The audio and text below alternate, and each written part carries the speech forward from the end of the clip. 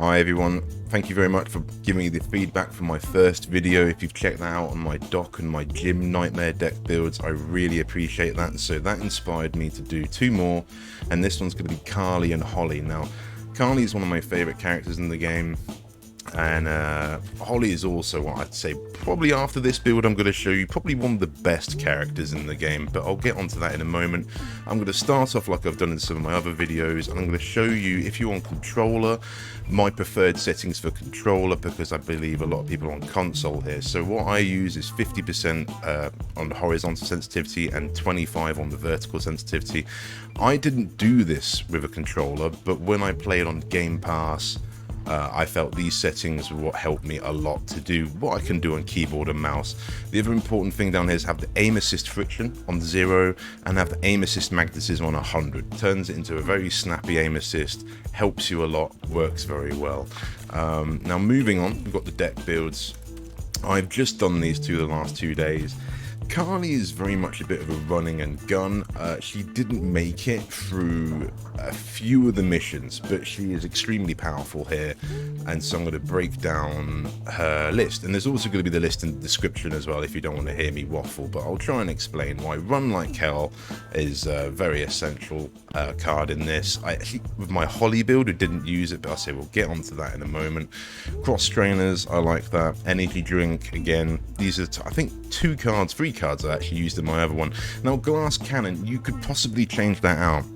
She wasn't as powerful as I kind of wanted her to be, particularly against some of the tool boys. I don't know if there was an update since I last played, but either way I stuck with the glass cannon build and it actually worked very well. But this is kind of why she didn't make it sometimes, but she did enough damage to get you to pretty much to the end of the level, and you could finish the level with one of your other cleaners by taking over the bot.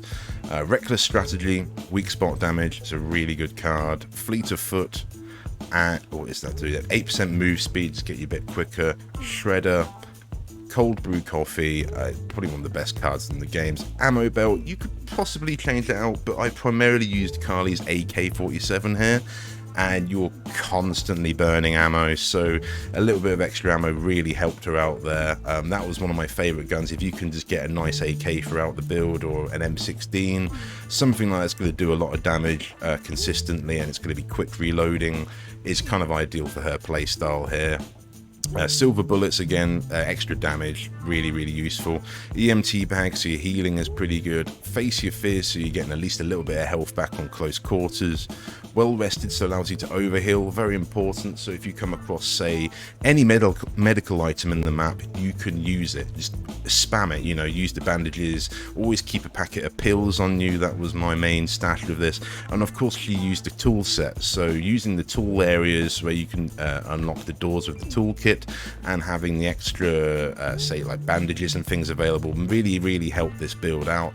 Ammo stash, one of my favorites, means your secondary has unlimited ammo. I like the Glock, the automatic Glock, or what else did I use here? I think I might have used the Tech 9, I believe she has, for a little bit as well, but I do prefer the Glock. And the grenade pouch, because it just helps with clearing some of the tool boys and the harder ridden, basically.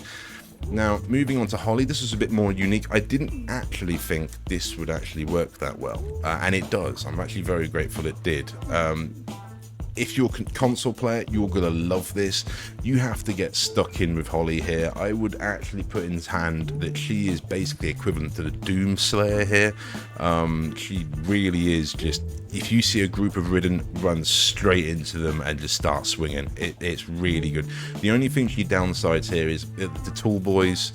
If you get the monstrous ones, and those, I can't remember what they're called, but the things that sit on the walls and come and grab you, they're her weak point. And obviously that's sort of Karlee's benefit, because she can see those things. But of Holly here, because you're going melee build, she gets stuck by those sort of things. But if you can basically get your bots to try and clear those out, or keep an eye out for where those are, you can just literally walk straight through the map with this build, just swinging, just killing every Ridden in your sight. And I say, just even like the bloaters, the things that pour gas on you, you could just walk straight up to them and just start swinging. I like the mini axe. The fire axe is probably the best, but a little bit hard on the stamina. The baseball bat, if you can find like a purple baseball bat or like a blue machete also works very well here. Some cases the fire axe is definitely best for taking out the heavier ridden, but I found myself using the machete or like the smaller axe. Each to your own. This one here that Walker's holding. So we'll start with Olympic Sprinter, 30% sprint efficiency, 7% damage resistance. I didn't really find too big. As long as you're walking into ridden, you will gain health here. This is the key thing. You don't really want to sit too far, like in the ballroom or the barroom blitz, for example. You just want to sit next to the actual jukebox and just let the ridden come to you, and you'll be passively healing while also killing. It works very well. Superior cardio, more stamina. This is mainly a big stamina build because of the melee. Energy drink, reckless strategy, Slugger, Brazen. The Slugger does help with the stamina efficiency and melee attack speed. That's really quite useful. Brazen, melee stamina efficiency and melee attack speed. Again, it just means you can just keep swinging. You'll notice if you do this exact build, you'll have a lot of bars of stamina, and sometimes you do need to rest. You might need to rest, like for example on the T5 mission, before you take out the cases, you might want to rest and just make sure you got full stamina, and you could almost loop around the house with that, no problem, while swinging your melee, and you don't run out of stamina. Meth Head, I don't really know what that does, but it does do very, very well. Now, something to note here with this build as well is it disables aim down sights.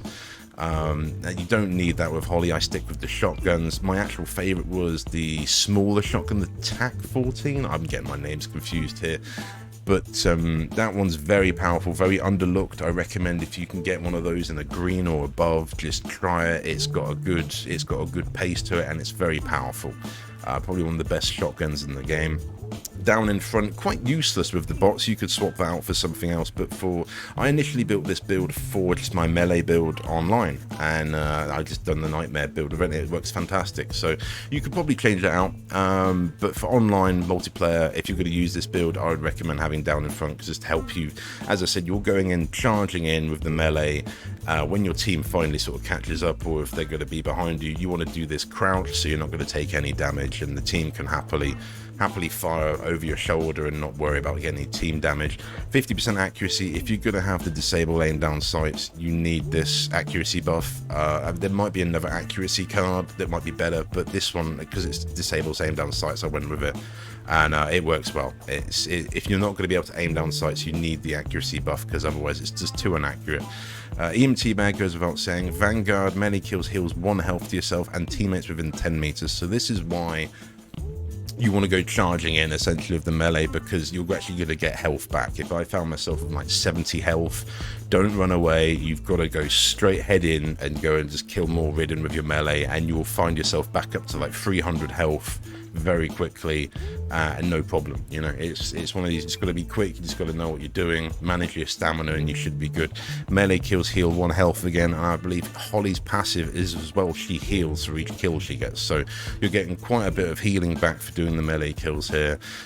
Spiky Bits, melee damage, damage resistance while using a melee weapon, and ammo capacity. I found us to be pretty tanky with this.